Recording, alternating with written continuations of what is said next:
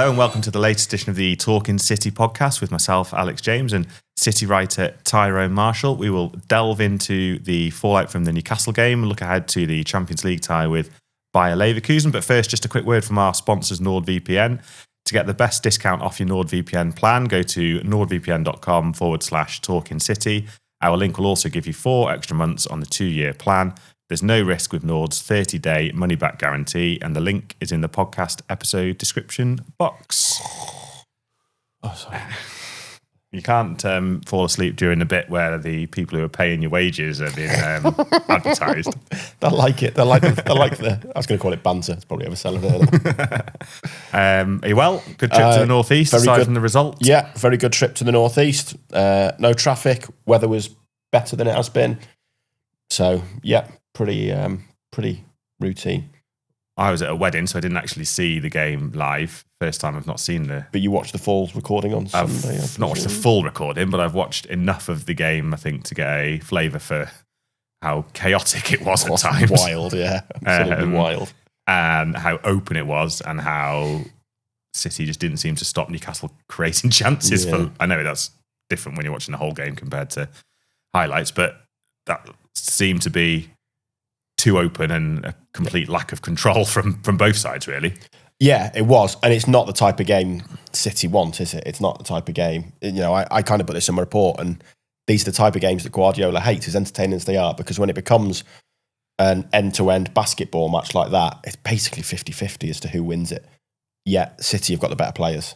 City should be putting the odds more in their favour than turning it into an end-to-end ding-dong where it's the toss of a coin on who wins it. And that's kind of the biggest failure of this team at the moment, I guess, that they can get dragged in these games at times and then just can't stem the tide. They can't stop the flow of the game. And, you know, Gonzalez, as good as he's been recently, didn't really do anything to gain control.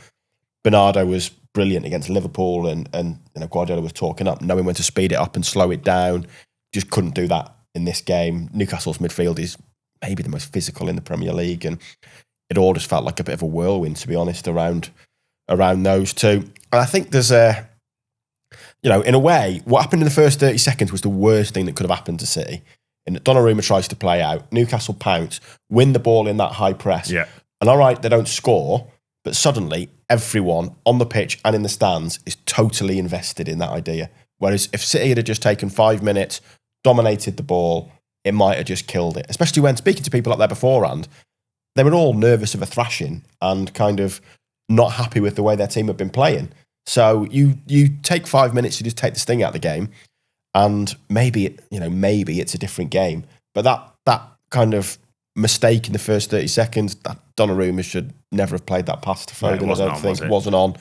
And it just like I say, it gets everyone invested in that idea. And suddenly, instead of City controlling it for 5 minutes, Newcastle are pressing like crazy, forcing City back all the time. The crowd, most of them with the tops on, are suddenly getting totally into it. And it just turns into a different game. And at no point after that did City ever have a semblance of control over it. It was a bit, obviously, City's last defeat was Villa. And they were overpowered in midfield then as well that day, I thought. Struggled physical midfield for Villa, physical midfield for Newcastle, and they just couldn't match it. No. Couldn't match the physicality as much as anything. They can play with the intensity, and Villa played pretty well there. Newcastle obviously played well on Saturday. So that's a little bit of a theme developing, and City haven't got like a almost like a Yaya Toure-esque. The Rodri. Well, even Rodri though is as good as he would be in that scenario, and obviously he would improve the team, and that would help. I still think he's quite physical, he is, and strong, and he could be the answer, but at the moment he's not the answer because he's not capable of playing 3 games in a row. Playing 1 at the moment, and he obviously wasn't playing at the weekend. He probably won't play in midweek against Leverkusen. So there are definitely some question marks there, and like you say, I think the way City want to play, and then maybe not the intelligence, but the kind of just take a step back, a bit like the cricket, take a step back and just go, okay, this scenario, we're away at Newcastle. We all know what St James's can be like. Like we saw it with Liverpool, and I know Liverpool got away with it a little bit in that game, but more luck than judgment, wasn't it?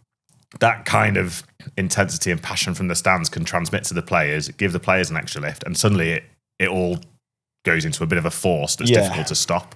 So you have to start well, and you have to play the percentages a little bit in the... You do. I also think City at their best could start games poorly like that, but eventually get control. Yeah, and they never did. And you're right, this physicality, intensity, whatever you want to call it, like you think back, I mean, it happened a lot last season, and it happened a lot last season, mostly I think because of the injuries, and players were forced to play too many games, come back early. Even the start of this, you think back to that Brighton game, City were in control of that Brighton game, and Hurlitzer made 4 subs at the same time, and it switched like that, and they upped the intensity, and the game totally changed. And after Brighton had made it 1-1, there's only one team that was ever going to win that game, and City couldn't respond to that intensity. And I did a podcast up in for our sister paper in Newcastle in the week for the game, and they said, "How do you beat City?" And I said, "I'm not sure there's an obvious blueprint, but it feels like the teams that have success against them almost play in patches." And I mean, Newcastle played in a 90-minute patch basically, but you kind of sit in for 20 minutes, and then you have 15, 20 minutes where you really up the intensity, up the energy, and City find it hard to kind of deal with that. It feels like when teams really flick a switch and just go for it, they find it difficult to deal with. And then you sit in again for 20 minutes, and then you flick the switch again and up it. And it feels like when teams have those super intense spells that maybe City aren't dealing with it that well. And to be fair to Newcastle, they sustained it for pretty much the whole game, didn't they? While giving up a lot of chances of their own, it should be said. I mean, Haaland should have scored at least once, if not more. Yeah, Foden should score that one, shouldn't he? City should. But then Harvey Barnes should have scored that one. Where both teams had lots of chances, which is why it's like a 50-50 game. And I just think, I think I said on Friday that I think City are just going to have games like this year. And it should be said, losing at Villa Park and losing at St James's Park are not embarrassing results. But if you want to win the league, you shouldn't be losing both, I don't think. And as much as we talk about the improvement they've made this year, which I think is right, they clearly have improved, they've lost 33% of their league games. Yeah. They've lost 4 of 12 league games, which is a bad record. At the moment, they're on course to lose more games in the league than they lost last season, which is mad when you think about it. And they're winning more as well. There's not been many draws, so they are winning more. But it does feel like, I said last week that it's more likely Arsenal lose the title than City win it, because I don't see this City team doing a 15-game winning streak. And I think that proves why. And I can see them now winning the next 4, maybe the next 5. And again, we'll be saying they're right back on track. And then they'll just lose a game out of nowhere. And they might lose at Crystal Palace, which, again, wouldn't be an embarrassing result. But I just think we're going to have this all season, or for a lot of the season, where they'll have put together these really good runs. Then out of nowhere, they'll just lose a game. And they won't lose an embarrassing game, but they'll lose a game that's tricky, that 3 years ago they'd have won, and now they might lose. Yeah, and I think that's the most galling thing from the weekend, I think, is when you look at how City had been prior to that game and how they just blown Liverpool away, really. I know there was the disallowed goal, and maybe that would have been a turning point or whatever, but Liverpool were not in that game at all for 95% of it. And then you play in ahead of Arsenal. You've got what you would consider favourable fixtures in the next 3 or 4 weeks. It's just a massive missed opportunity losing that game, because I probably wouldn't have made any. I watched most of the Arsenal game yesterday, and Spurs were never in that game either. And City being a little bit closer to Arsenal in the table would have had probably zero impact on that game. But City would still have been second. They'd still have been within touching distance of Arsenal going into a run of games where you'd expect City to take 9 from 9, and like you say, maybe even 12 from 12. And now they're third, and it just feels like it's 2 steps forward, 1 step back, 2 steps forward, 1 step back, and they're not going to bridge that gap to Arsenal unless Arsenal implode, collapse mentally, or maybe have an extended run in the Champions League and it all just gets a bit tight and they drop a few points here and there because of Champions League quarterfinals, semi-finals, final. Yeah, but the only way I think Arsenal are going to implode is if City put the pressure on them. And even if City close the gap to 1 and Arsenal still win 4-1, that doesn't matter. They're not going to... Arsenal aren't going to lose every time City win first of a weekend. No. But what you need to do is kind of gradually keep keep testing them out, keep putting the pressure on them, keep staying close. Because, from a mentality point of view, it's a lot different to be 1 point behind than 4. And even you look at next weekend now, City will probably beat Leeds at home. And then Arsenal are away at Chelsea, which is a tough game. But it's a lot different playing that game 4 points clear than 1 point clear. So it's kind of that build-up of not being able to just keep the pressure, keep your foot on the gas. And like we say, if we're kind of going along the idea that Arsenal's weakness is their mentality and what's happened previously in close title races, and last year when City were nowhere and they still didn't win the league. So the question mark, Arsenal are clearly a brilliant team this year. The question mark on them is always going to be, until they've done it, can they see it out? Can they hold their nerve? But if they end up going 7, 8, 9, 10 points clear, they don't really need to hold their nerve. It's it's a very different scenario to having City constantly breathing down your neck, and it will. It's definitely a missed opportunity. And I think, I said in my report, I think that's partly why you saw the scenes he did at the end, that I think City sensed the frustration was as much about the missed opportunity, I think, as it was the officiating. And yet, they should have had a penalty first half. I think that's an absolute clear penalty. Shah on Foden, yeah. That is a foul anywhere else. I just think area. That, you're right. Anywhere it is a foul. And it is a foul anywhere else on the pitch, because anywhere else on the pitch, he's not having a shot. You do see that quite a lot, I think, wrongly. I think, yeah. Fouls, they are judged differently in the box. Because he's had a shot. Yeah. It's like, well, you've had your shot, so can't be a penalty because the ball's all the way over there and you could have scored if you wanted to. And that, which is ridiculous. Yeah. But it is a penalty. And it's in a VAR era, that should be being given. Yeah. The offside one as well. I mean, how that takes so long. It's supposed to be semi-automated for starters. I know. So how that takes, was it 5 minutes? And on the minutes? image they show, it looks like Diaz is jumping when he was never jumping on the when you take the technology at face value. Yeah, you have to. And if it is that close, really, it should be favouring the attacker. Yeah. Anyway. Yeah. But to take 5 minutes, and even then to not have a clear, there's the image, there's the lines, here we go. We can all see now. Yeah. The bigger issue in that goal was Donnarumma thinking he'd been fouled from the corner, which I'm not sure it is. Didn't think there was loads in. It's like the Bournemouth one. I didn't think that was a foul. And to be fair, a lot of the complaints you get with officials, what you want them is to be consistent. And this was the case last season, that the era of goalkeepers being protected has kind of ended. You saw it last year. Referees were letting a lot more go on goalkeepers. We saw goals scored direct from corners last year where keepers felt they were fouled. There was 2 against United, weren't there? Where they were blocked. Son and Cunha scored direct from corners. And on both occasions, United were furious that they thought the keeper had been fouled. And there was contact, but there wasn't loads of contact. No, it's more the blocking, I think, more isn't of it? The blocking. And the Bournemouth one, Brooks has got Donnarumma's arm, but he lets go, I think, before Donnarumma makes a move for the ball. It's just a bad punch, in my view. And yesterday, I just think there was contact, but it's consistent. That's kind of allowed now. That's not like, this one was given last week and it's not been this week. All you want is consistency. And since the start of last season, it's been clear officials are letting more go on goalkeepers. And I just think it's probably got to be stronger and use his physicality. Yeah, because a bit more. And I do think, I do think with a keeper, a little bit can knock you off balance. And especially if you started to jump and you're touched, I think any kind of contact there should be a foul, because as soon as your feet aren't off the floor, any touch can knock you off balance, can't it? So, speaking as a renowned goalkeeper myself, I think once your feet have left the floor and you're in the air, any touch is going to unbalance you. But in kind of the build up to a corner or while you're still making your move, I don't know, I think a little bit of contact's fair enough. I didn't really think it was a foul, to be honest. And it seems like maybe something Donnarumma's got to get used to, because I've got no doubt that those 2 decisions he would have got playing for PSG in Liga and probably for AC Milan in Serie A. Yeah. But I also thought he got stuck in the net a bit for that second goal as well. I think he thought the one off the bar was going to go in. Yeah. And you're backpedaling. When it was such a scrappy, messy goal, wasn't it? I think, there's no doubt he'd have got those decisions in Liga and Serie A, but I don't think keepers are getting them here.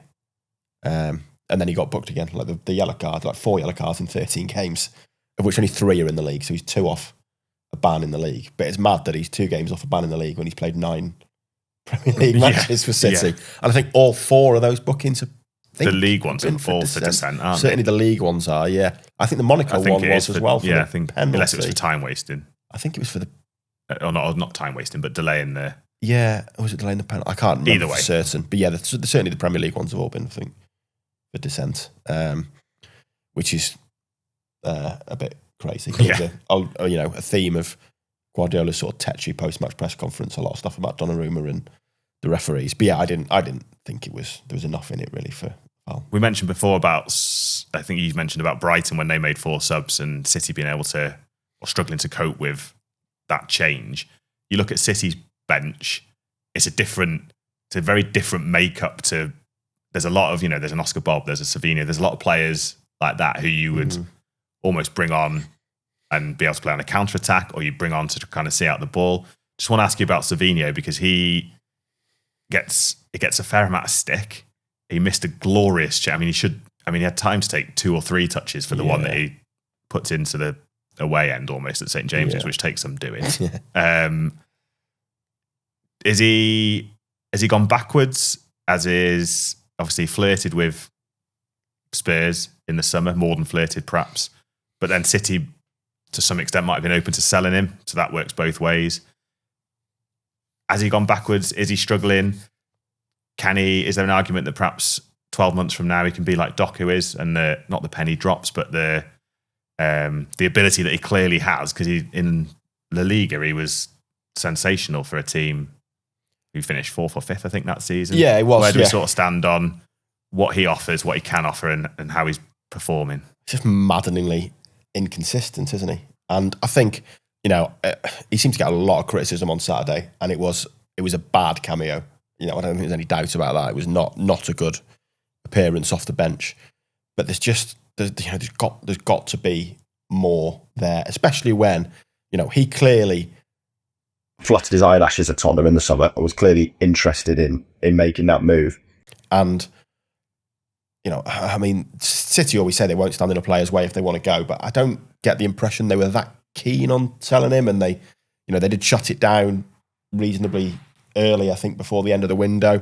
And then he got a new contract. Yeah. After one average season, I would say, at best. And since then, I think about that performance at Villarreal, he was brilliant at Villarreal. And you thought, right, this is got a new contract, stepping up, and this is kind of the player City need him to be. And then I don't think he's done anything since then. And it's just that maddening inconsistency that he just can't put it together. And, Guardiola's kind of gone to this system now where he's only playing one winger, if even one at times. Like Doku and Cherki were so narrow next to Haaland and build up at times that you're barely playing any wingers. And it makes it harder for Savinho to get in the team, makes it harder for Oscar Bob to get in the team. Doku's, if you're going to play one player who can go wide, it's going to be Doku at the moment.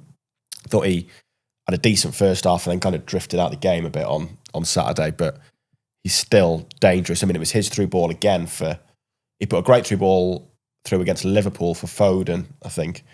And then the same again for Haaland early on, when Haaland, Nick Pope made a bad decision in coming all the way out of his area for that ball, and Haaland made a real mess of it when it looked...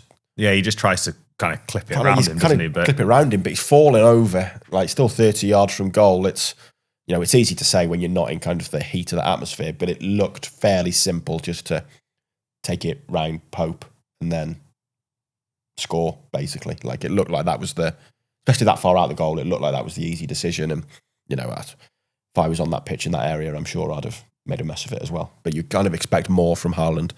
But Doku, I thought Doku was all right in the first half, and then, Savinho came on, and on the evidence of that, you wouldn't be rushing to start him. Maybe through rotation he will start in the Champions League, but he's got to start putting together a string of performances rather than just these flash in the pans. And that will frustrate supporters because...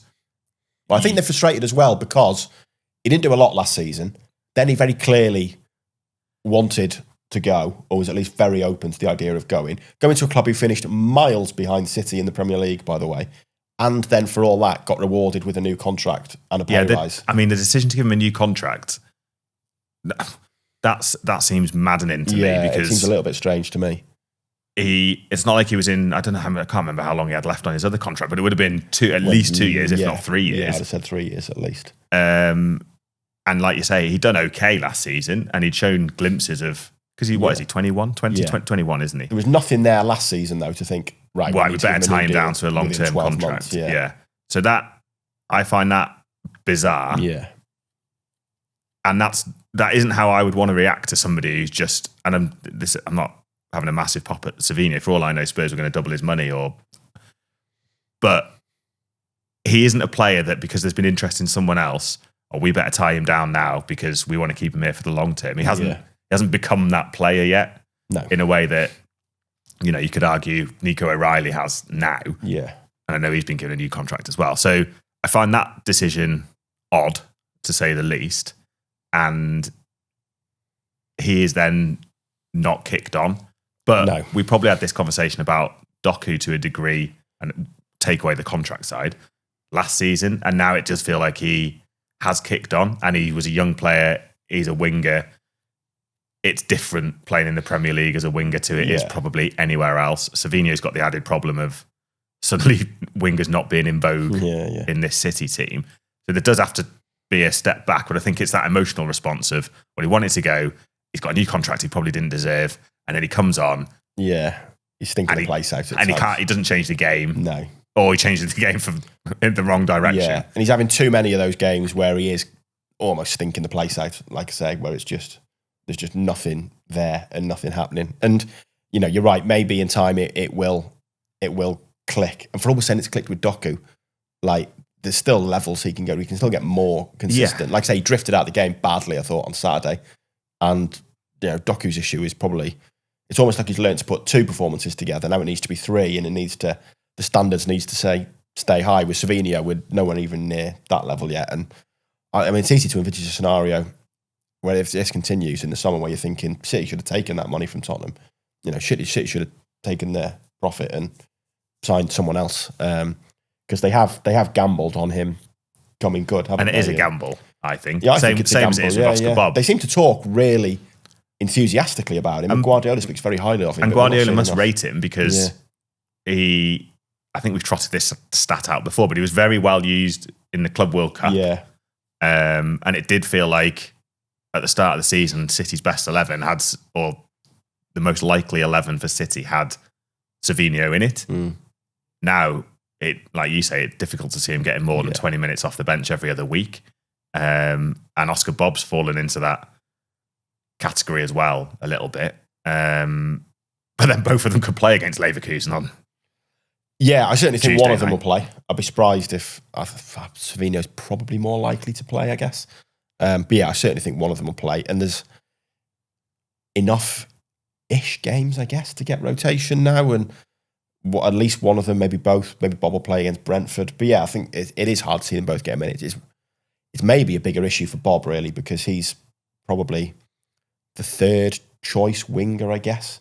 And you can play Bernardo, Cherky, Foden out there, so maybe lower than that. And he kind of needs minutes to make up for last season. And he started the season pretty well, not really kicked on, and has drifted quite badly out of it. And I think in the Premier League, I think it's probably a matter of time. Like, if Rodri's back fit on Saturday, Bob's probably the player who's dropping out of that squad. And then, he's certainly getting no minutes when he's not in the match day 20, is he? Nope. Can't argue with that. I think that's pretty clear. Clip that one up. So, it's probably a bigger issue for him. And he needs some minutes. I mean, he's probably old. Well, he is. I think he is older than Savinho. I think he is, yeah. Yeah. And obviously he had the injuries last year, but he kind of needs those minutes and needs to play now, doesn't he? And it's hard to see at the moment how he gets them at City. So I do wonder if there's a decision in January that has or to in be the made summer. there, yeah, whether it's a transfer or whether it's a loan. But yeah, his pathway's looking a bit blocked again now. Quickly on Leverkusen, they've clicked into gear a bit domestically after a dismal start to the season. Difficult game you'd expect City to win, and a game that if they do win, they're pretty much mathematically certain to be in that top 24, and it's a big step towards top 8 with Real Madrid next up. So they're all big games, aren't they? But this feels like an important one to maximise for top 8 qualification, just to take a little bit of pressure off Madrid. Yeah. And you've got then I was going to say the fallback, but you've got Bodo Glimt and Galatasaray coming after Christmas, haven't you? Where you would expect City to get enough points from those 2 games to secure top 8 regardless. Well, I think 3 wins from 4 would probably guarantee them top 8. Maybe 2 wins, a draw. Maybe 7 points would guarantee top 8. What, they're at the moment? 9. Yeah, they're on 9, aren't they? So you add another 7 to that. Maybe that would be enough. They're not on 10. Oh, yeah, they're on 10. They didn't look at the drew. Yeah, they're on 10. Yeah. Yeah, so 17 points probably do the job, I'm guessing, for top 8. Still kind of learning, aren't we, about this new system. Yeah. But I think if you take a point from Madrid and you beat Galatasaray and Leverkusen because of those teams also been in that top 8 conversation, then you probably are. There's so many permutations and so many teams playing each other that it'd be difficult for teams to catch you up. But yeah, you're right. If you win at Leverkusen, it does take the pressure off going to Madrid. You know, you're not in a position where suddenly you're looking at top 24 playoff again being your only option. So I think it is a big game. I think Guardiola's made clear the home games are huge. You know, you can tell he's still getting used to it because he still talks about in the old system, you win your 3 home games, get results away and you're through. I still think you win your 4 home games, that gets you 12 points. Yeah. Get a result away or 2 results away. You probably need another win, don't you? Away. Yeah, you probably need a win away. You know, maybe need 4 points away or something like that.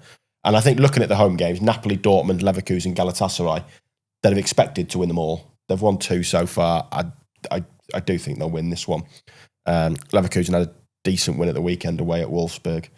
They do seem to have picked up a bit of form with Kasper Hjulmand there. I think they won away at Benfica in the last Champions League game. But the one before that, they lost 7-2 at home to PSG. So they're better without probably being, well, they're not clearly not Bayern Munich level, are they? But they're not the team that won the league a couple of years ago. So I think City will win. I think City will win comfortably enough, to be honest. We can clip that up if that doesn't happen for post-match. But yeah, I think you're right. I think it's difficult to see a scenario where City don't win that game. It's pretty similar to the Dortmund one. I mean, Dortmund had 10 minutes in that game where they could have scored 2 or 3, and it did feel like final flashbacks.